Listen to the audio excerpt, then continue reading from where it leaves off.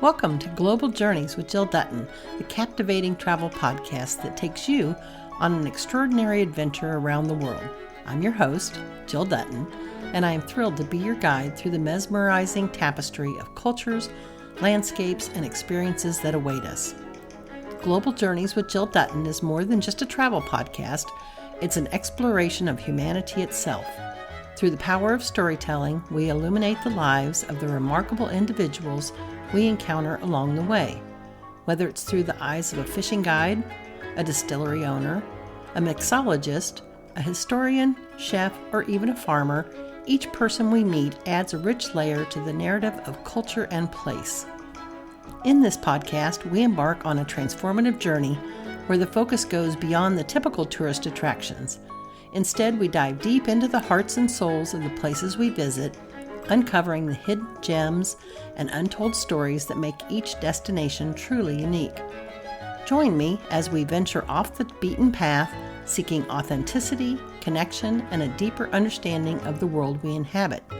Together, we'll unravel the tapestry of cultures, one story at a time.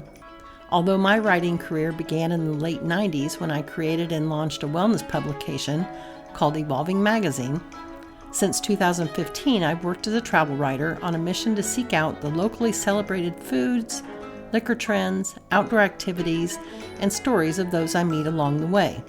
My work has been published in Wine Enthusiast, Afar, Woman's World, First for Women, Insider, Road Trippers, Modern Farmer, Chilled Magazine, and many more digital and print publications. I'm also the creator of Global Plates, The People We Meet, The Food They Eat, a syndicated column. Creating this podcast is the next step in my journey of sharing the stories of the people I've met along the way.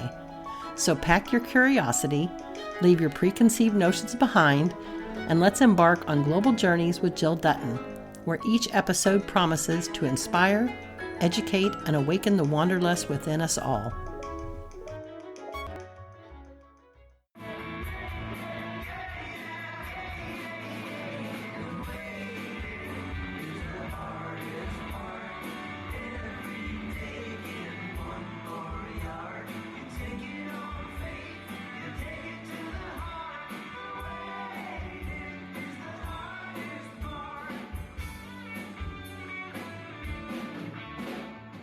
The sound clip we just heard was of Petty Thieves KC, a Tom Petty cover band playing at the renovated Aztec Theater in Shawnee, Kansas. In today's episode, we meet Jeffrey Calkins, a co-owner of the Aztec Theater, who shares with us the magic of history, entertainment, and community revival. We're taking you to the heartland of America, to the charming city of Shawnee, Kansas. Nestled within this suburban gem lies a historic treasure that has not only stood the test of time, but has played a pivotal role in revitalizing the entire downtown area.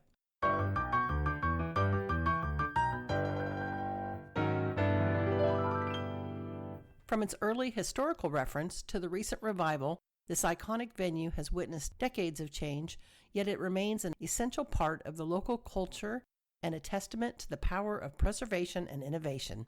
In today's episode, we explore the rich history of the Aztec Theater, from its early days as a movie hub to its transformation into a thriving cultural center. We'll also delve into the role it played in attracting new businesses and reinvigorating the heart of downtown Shawnee. And of course, we'll hear from Jeffrey Calkins himself about the challenges, triumphs, and countless stories that come with preserving such a cherished piece of history. So without further ado, please join me in welcoming Jeffrey Calkins to Global Journeys with Jill Dutton.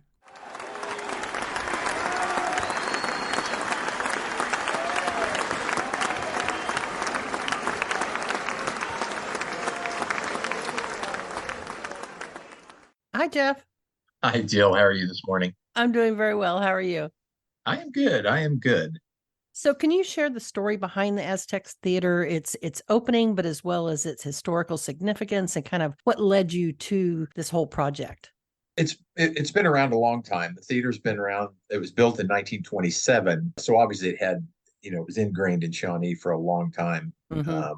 So that's, as far back as that goes, that's kind of where that started. But the being as it opened in 1927, it survived through the through the Depression. Matter of fact, movie theaters were pretty popular during the Depression because it was just a crazy cheap way of getting entertainment and distracting, people for a couple of hours, especially in its time, because it was probably a nickel.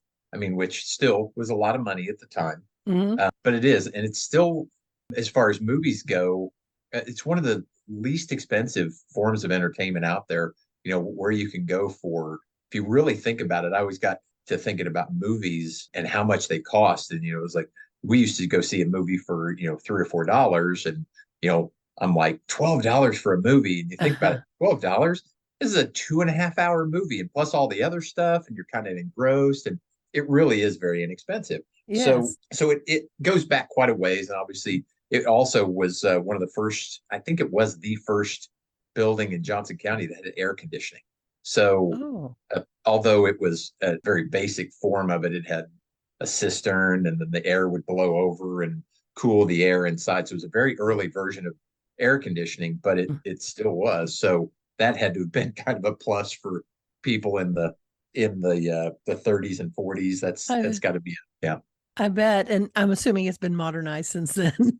Yeah, a little bit. Yeah. So, and then in the late 40s, Dickinson bought the theater. It was originally called the Mission Theater, obviously for its architectural style, but built by the Bowler brothers in 1927. But Dickinson bought it in the late 40s, did some remodeling, had a grand reopening. We've got some literature that shows the grand reopening. Never really tells exactly when it was, like 1948, 49, somewhere in that range. And they owned it clear up to 74. And about that time in the early 70s is when everybody was going to the multi-screen theaters instead of just single screens. So they closed it down, and the Shawnee State Bank on the corner, just a few doors down, bought the space and was just using it for storage. Oh. So, and it just sort of sat.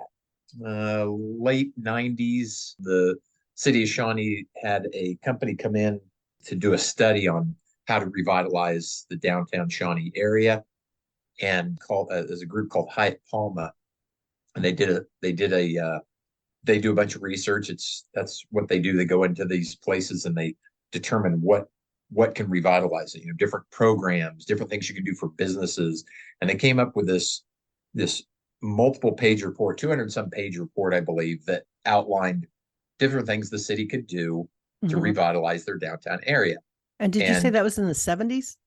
No, that was in the 90s. Oh, 90s. Okay, good. Late 90s. Thanks. Mid to late 90s. That had to have been late 90s.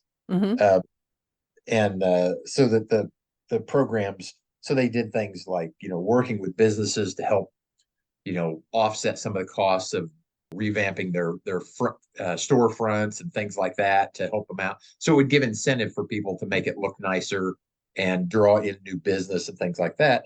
Okay. And one of the things in this report was to open the theater, which, as most people know, it was the Aztec. It was renamed the Aztec by Dickinson back in the 40s. So most people from Shawnee remember it as the Aztec Theater. But the study, they couldn't say by name of retail chains or restaurants and all this stuff that they couldn't, but they did mention the theater to open the historic theater, because they knew that a district can be revitalized if you've got a historic theater and you can get it reopened. It's a draw to bring in people and other businesses. So the city set out to kind of do that, and a gentleman purchased the theater back from the Shawnee State Bank, which at that time would have been Commerce Bank, I think. But gentleman bought it, put a marquee up that came from the Plaza Theater in Abilene. So it has some somewhat local historical significance as well, and began, restoring the theater. So that never came to fruition. It's not the easiest thing in the world to do. And multiple people kind of tried it. The gentleman that owned it was a movie producer. It was Wade Williams. He had it for a long time, and multiple people tried to redo it. He kind of worked on it some, had his crews in there working, and just didn't quite, finish it out. And then in 2017, right at the start of the Shawnee's, what they called their Neiman Now project, which is the revitalization, they redid all of Neiman Road, took all the utility poles down, narrowed the street from 4 lanes to 3 with a turn lane, the bike and walking paths, just kind of beautified the area from Shawnee Mission Parkway clear up to like 55th Street and beyond Okay. to the north. So that was going on. So there was a lot of meetings and stuff about that. And a story came out in Kansas City Star that the Aztec had been sold, and there was a gentleman that had bought it, and this was in January of 2017. He was going to restore it. It was going to be a community project. They were going to have live theater, and they were going to have live theater, movies, all this stuff. It was going to be open in June, and he was rallying the whole community around it to kind of invest in it, have the community more so than just being wanting to do it. The community, would throw some money at it, and he would revitalize this. Okay.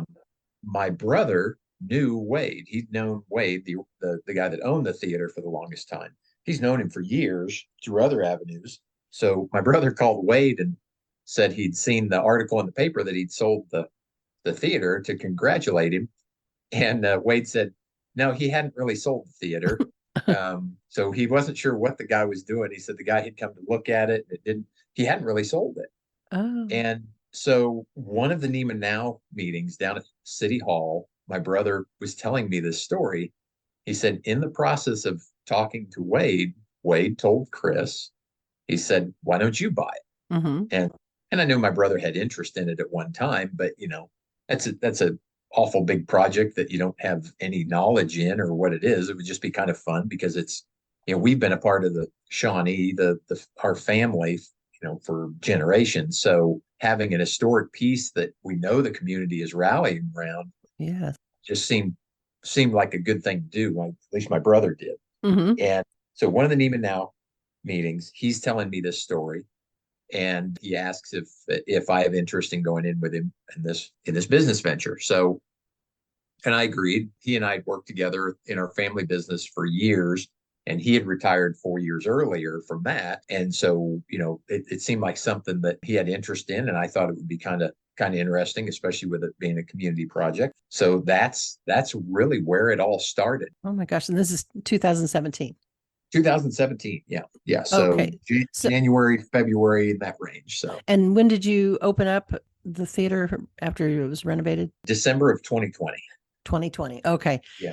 So tell me about that process. Were there challenges? I'm sure there were challenges, but no, it was super simple. No, really. The first thing was we needed to get a contract for an attempt to buy the building so that we could see if it was a viable project. That was the first big stumbling block, because we don't want to just jump into this, buy a building, and then find out, oh no, this is way too expensive to renovate, we don't know what to do, let alone operate the business after it's open. So the first big one was we had to get in a contract with Wade to say, hey, we'll put some money down to show interest.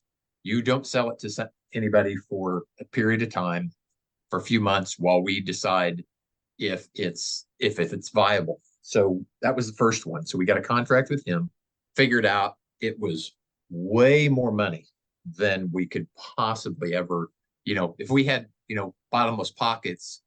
My brother and I are both big on community, especially with Shawnee, because so we would have just said, let's just do it and not worry about it. But we still have to survive too, and we want to do it right. So sure.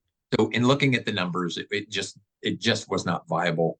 And when we talked about it with some people from the city, they said, well, because of this Neiman Now project, there may be some funds available from the city to help revitalize this, and it would be back and forth. So we didn't know if that was a grant, if that was a loan, or whatever that was, to help us restore it, but it would make it easier. So that's where so then we looked at those numbers, figured out, well, it would take a long time before we would ever see profitability, but it might sustain itself enough that we could get it restored, and start that revitalization kind of idea that the study had done back in the late 90s, early 2000s. So that's where that came from. We put together a full business plan. We got estimates on everything to do We got funding from the city. We closed on the building in October, first week of October in 2017. Mm-hmm.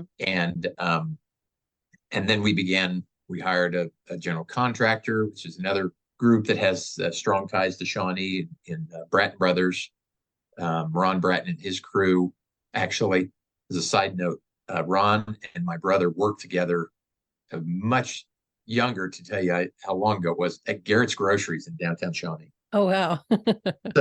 So Ron has and still has strong ties to Shawnee. So it was another good fit for us to work with somebody else that's got Shawnee ties. So, and then again, you've got building and architectural drawings and renovations and costs and things. And people ask us if, because it was taking a long time, was the city holding us up at all? And the reality was, I always told people, no, when you know what you're supposed to do Mm-hmm. and you do what you're supposed to do, cities really work with you very well. Okay. They don't cuss any special deals or anything like that. It's just when people say, okay, you need to do this, and you go, okay, and you do it, they know you're, and we're working together. So we had we had some stumbling blocks with trying to get the heating and cooling done and things like that, but that's common to any sort of historical project. Sure. So And I'm Mhm. curious, had it been since the 40s since it had been updated? I think they had to. I know they revamped the like the lobby area at one time because Okay. it kind of had more of a 60s feel. But since Mm, it closed in 74, it would have been in that time frame. right. So, and you would have figured in that time frame some of the systems would have been, would have had to have been upgraded. But then again, depending on who was running the business, it may not have. They just go about and then it just sits. So, Yeah. and once it's just storage area, it's probably just heating and cooling, and that's it. It was real basic. So And nothing really had been done. And then of the things that had been done in the early 2000s, the most of that had to be removed because, of course, it wasn't up to code to our codes because it had already been 15 to 20 years since then. So mm-hmm. so it was we basically had to gut it, and it was pretty rough inside. That's what I was curious. So what are some of the aesthetics? So what did you modernize and what did you keep anything the same? I'm trying to remember. I was there to see the Petty Thieves show, and that was so much Gotcha. fun. But Yeah. I can't remember if the seats seemed like they were, Yeah. were, So there were no seats in it. Seats came with the theater. It was part of the purchase agreement because Wade had other seats. mm-hmm. Um, we we had the opportunity to buy the small vintage seats like you'd think of in an old theater Right. with the wood backs and the velvet seats and things like that. But our thought on that was if we could find something that was tied to the community, something somewhat vintage but still comfortable and a little bit more modern, we'd use those. We Mm-hmm. ended up he had believe about 300 seats because that's what we were shooting for, somewhere between 250 and 300 seats that came from the Crown Center Cinema in the 80s, late 70s, Oh, early 80s. okay. They were if you'd ever been to that one, they were red and gold cloth. Mm-hmm. Um, but they rocked and they had cup holders and much more comfortable than the vintage little wood and velvet chairs, but still Yes. a local tie. And we opted for those and had those reupholstered in black vinyl, just kind of a neutral for the area, so that it wouldn't really be a design piece. It would just sort of disappear into the background, and then everything Mm-hmm. else would stand out. Mm-hmm. So we have those. Most everything else, the clay and plaster walls that would have to be covered. There was a lot of fixing on those. The only things that are original, other than structural, obviously, aesthetic wise, the original bathroom upstairs in the office was the only bathroom in there since 1927. Oh my And gosh. obviously, for modern day, you have to have access. So you can't go up a flight of stairs to have bathrooms. You can't go by Right. one bathroom. It had one bathroom for everybody. Uh-huh. Um, had no sink in it. Had a toilet with a stall, and it had a trough style urinal. That's all it had, and it was that way forever. I'm sure clear up to 74 when it closed. So that bathroom, we modernized the bathroom, and it's in the office upstairs, but The floor and the baseboard molding is still original to 1927. Oh, wow. Um, there was where the stall went through the floor. One time the stall's been removed. One of the tile guys took some of the pieces, the rough pieces from the corner where we put a new sink base in, a vintage sink base that was going to cover up the floor. Used those extra pieces to fit in, and then redid the bad spots where they had broken tiles and things. But Mm. it's original. It's an old basket we've designed, and I use that in the design process to take visual cues from that, because our new bathrooms also have a marble basket we've designed to kind of mimic that. It's just a little bit different color. Yes. So took Well, some of how those design interesting. elements. Yeah. And then we had that's really the only original pieces in there other Hmm. than structure. Fantastic. So where are you at now as far as the type of shows that you're bringing in, and what's going on at the theater now? Okay. So we obviously opening in December of 2020. We were due to open in June of 2020. We were still on track to show movies. And our third partner, Bruce Young, when we brought him in early, he had a connection to doing concerts.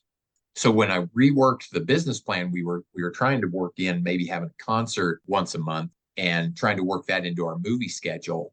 And then of course everything shut down for COVID. Hmm. And then so our progression of moving forward slowed way down for what work could be done inside the theater at that time. So we knew we weren't going to be able to open in June. And obviously there's a lot of businesses closed.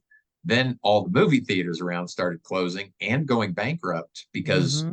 that's their bread and butter. I mean, you have all these leases that you have to cover and all this. So we're trying to decide if we're going to be able to show movies, if this is going to be a viable business anymore. So we kind of did a 180 and opted to move toward doing concerts. We'd Hmm. still show movies as part of our business plan, but the main thing we would do is concerts. So we put off getting our projector. We opted to get a soundboard and speakers and stuff set up for concerts.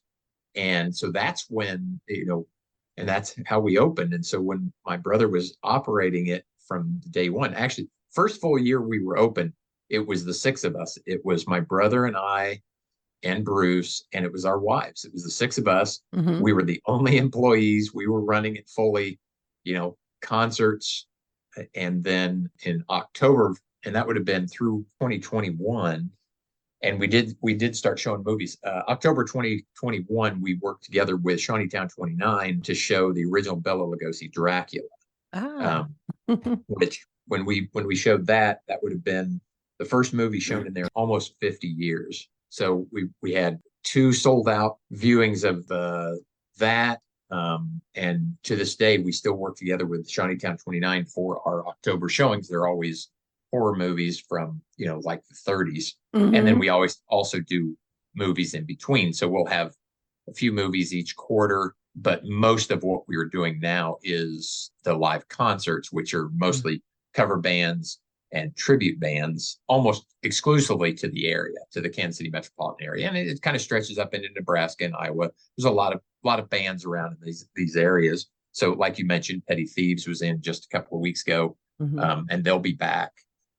We have Almost Kiss, KCDC, a Styx group. We've got a Steve Miller tribute. Just a lot Oh, of how fun. come back and forth and the M80s and different versions of their groups. They call it come in too and play. And we've got 200 seats, and that's been very, very good to us. We're not big enough to bring in like a high end act, but we're just about the right size to make it kind of what we like to think of as an intimate experience. So Hmm. it's Hmm. not just about, we carried the idea of what we wanted for the community for movies into the concert things so that we could still share concerts, still have movies, but it's all about the experience. And Yes. that was our main goal, is just, and I tell you what really ingrained it in my head.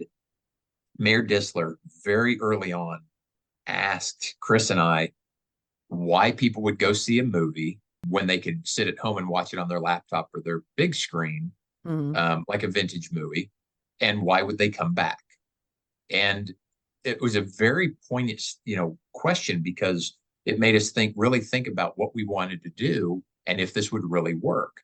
And in our heads, the more we worked on it, we knew it would, but we really had to answer that question. You said, we want to do this for the community. We want them to come back. We want them to be a part of it. But early on, when we were doing some sound testing, we had our screen, we had our projector, we'd shown a few concerts, but we needed to get the sound kind of honed in the theater. And my wife and I went in one night, put a movie in, and then we sat in different places in the theater to make sure that it sounded right. And while we were doing it, we're both big Ian Fleming, James Bond fans. So I put in one of the newer ones. I put in Casino Royale, and we used it as a sound test because with a Bond movie, you have, low and quiet dialogue, but you also have these action adventure explosions and a lot of loud stuff. So you want to make sure that you have a good crossover. So we're in here in the theater, and we're just switching chairs. We're moving around every couple of minutes. And my wife has to kind of nudge me every once in a while and say something, because I just totally get engrossed in the movie. I'm supposed to be testing sound, and I'm like watching the movie, and it really hit home. I really understood. I'm like, yeah, this is different than watching a movie in my house or in my car or something like that, wherever else you could do it, because it's the experience of it. And that's what I was about to say is what jumped out to me when you said the question that he asked. I thought, no, it's the experience. It's like the Rocky Horror Picture Show when I was a kid. True. I mean, just that atmosphere. And years later, I watched it at home on my computer, and it was nowhere near the same. Nowhere near. That's right. And that is one of them. That one specifically, Rocky Horror Picture Show, which we have not done. And we have a lot of people that really want us to do it. And logistically, we were trying to figure out a way to do it. And I'm pretty sure within the next year, we're probably going to be able to do that one, because that one is very much an experience thing. And there's other movies like that.